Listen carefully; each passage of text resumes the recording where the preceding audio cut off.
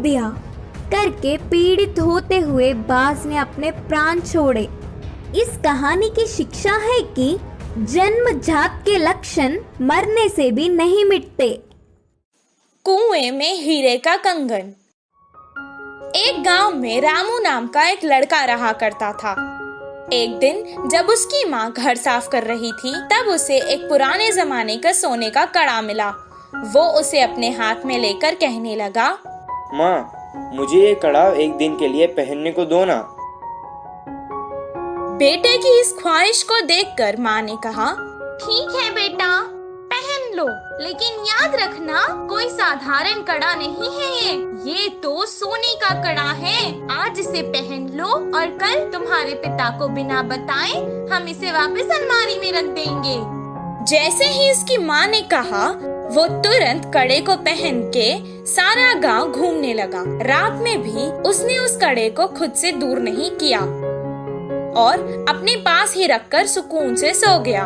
उस रात उसके गांव में चोर घुस आए और जिसके घर से उन्हें जो कुछ मिलता था, जैसे पैसे, जेवर, सोना, सब उठाकर ले जाते थे।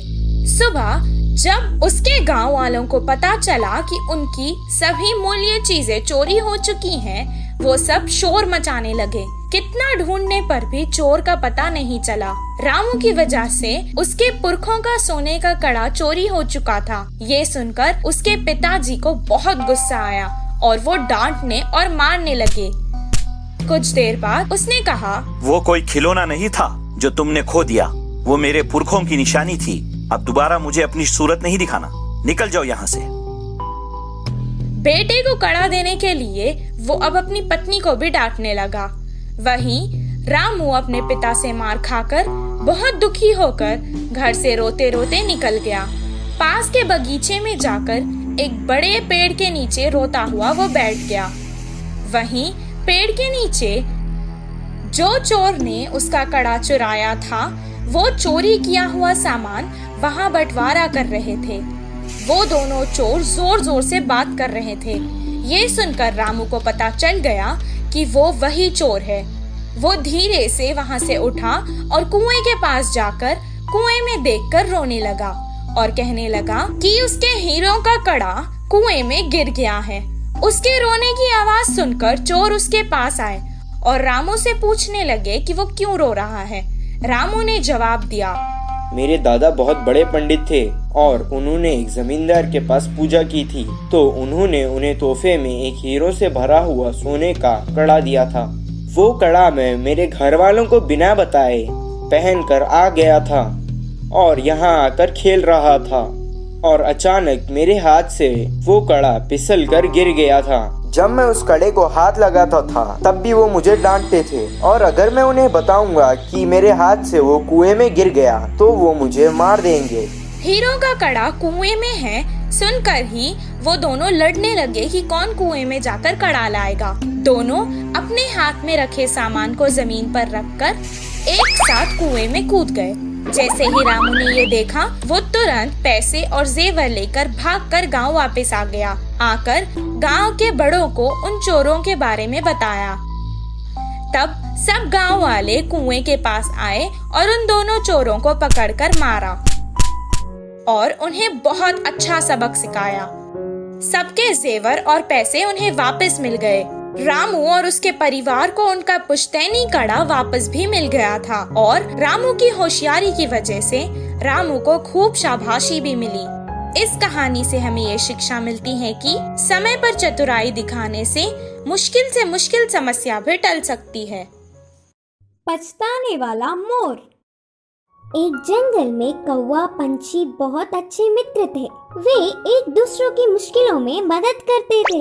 एक दिन कौवा पंछी के रहने वाले जगह पर बचाओ बचाओ मित्र बचाओ बोलते हुए कांपता एक मोर उनके पास भागते हुए आया।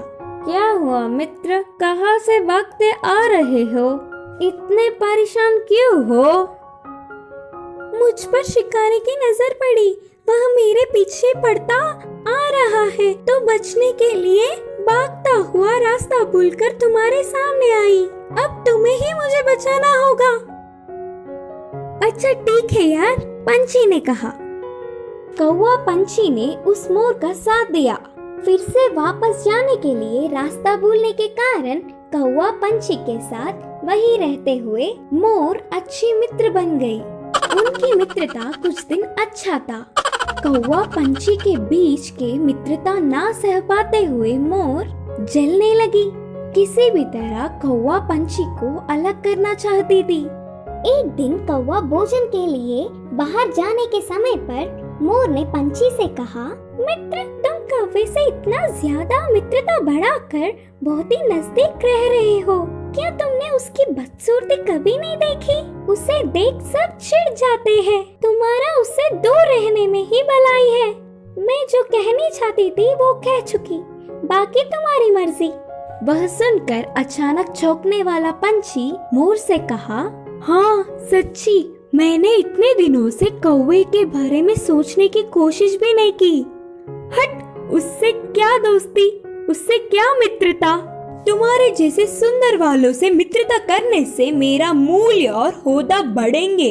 उसकी चाल सफल हुई करके मोर खुश हुई। आगे आगे मोर पंछी के व्यवहार में परिवर्तन देख कौवा उसे दूर करने की बुरी सोच को समझी। एक दिन, मित्रों, मेरी वजह से तुम्हें तकलीफ हो रहा होगा, इसीलिए इधर के पास में ही एक घोंसला बनाया। मैं वहाँ जाकर रहूंगा। चलता हूँ, करके कौवा उदास होकर कहा। वह अपने आप जा रहा है करके बोलने पर मन ही मन बहुत खुश होकर, अच्छा, अब तुम्हारी मर्जी मित्र, मोर और पंछी ने कहा। मोर और पंछी कौवे का भला टली करके खुशी मनाने लगे। ऐसे समय बीतता गया। पुराने मित्रों को छोड़ के आए हुए बहुत दिन होने से कौवे को उन्हें देखने की इच्छा जागी। पुरानी जगह पर उड़ता हुआ आया। उसी क्षण अपने पंख खोलकर नाचने वाले मोर पर एक शिकारी ने निशाना लगाया। कौवा देखा और परेशान हुआ। हटो वहाँ से, मोर मित्र, हटो, खतरा खतरा बोलकर जोर से चिल्लाया। पास में मरी हुई सांप को अपनी चोंच से पकड़कर शिकारी पर छोड़ा। सांप अपने ऊपर गिरने से, बचाओ बचाओ, सांप सांप बोलते हुए जोर से चिल्लाकर डर के शिकारी वहाँ से भाग गया।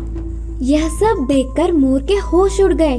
भागते हुए आकर कौवे की चरणों पर गिरी और रोते हुए कहा, माफ कर दो मित्र, सुंदरता के घमंड में मैं मेरे मुश्किल समय में मदद करने वाले तुम्हें धोखा दिया, लेकिन तुमने मेरे प्राण बचाए। तुम्हारा कर्ज कैसे भुगतान करूं? तब कौवे ने कहा, पछतावे से बड़ी कोई सजा नहीं, मैंने तुम्हें पूरे दिल से माफ किया।